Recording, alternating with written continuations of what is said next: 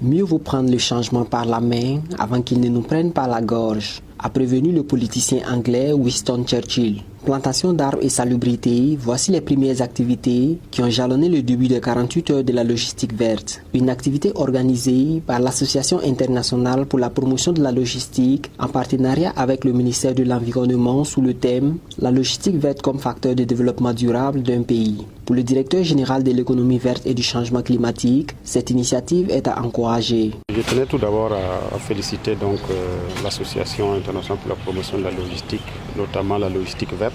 Nous ne pouvons que saluer cette initiative qui vient effectivement renforcer les capacités des acteurs, mais aussi sensibiliser le grand public sur la dimension environnementale de tout ce qu'ils vont faire en matière de logistique, que ce soit au niveau du transport, au niveau de la production.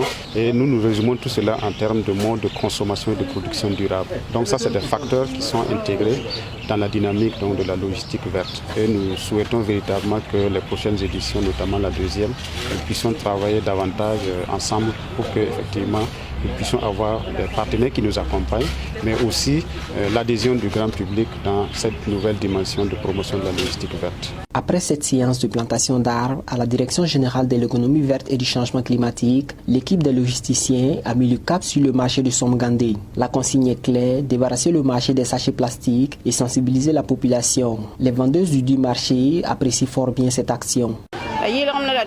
C'est la propriété que nous désirons, car l'insalubrité apporte beaucoup de maladies.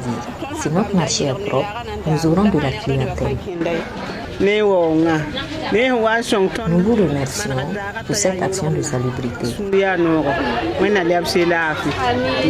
Il est nécessaire pour le pays que l'environnement soit intégré dans le processus de production de toute la chaîne logistique, a fait comprendre la présidente de l'Association internationale pour la promotion de la logistique à l'issue de cette journée. Nous avons organisé un événement, les 48 heures de la logistique verte, où nous voulons passer un message selon lequel l'environnement doit être intégré dans le processus de production de toute la chaîne logistique.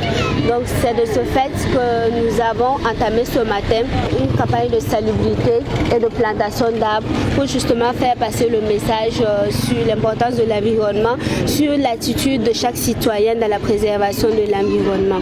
Dans le cadre des 48 heures de la logistique verte qui a débuté ce 23 octobre 2020, il est prévu dans la soirée du 24 une conférence d'échange avec des PME en lien avec le thème.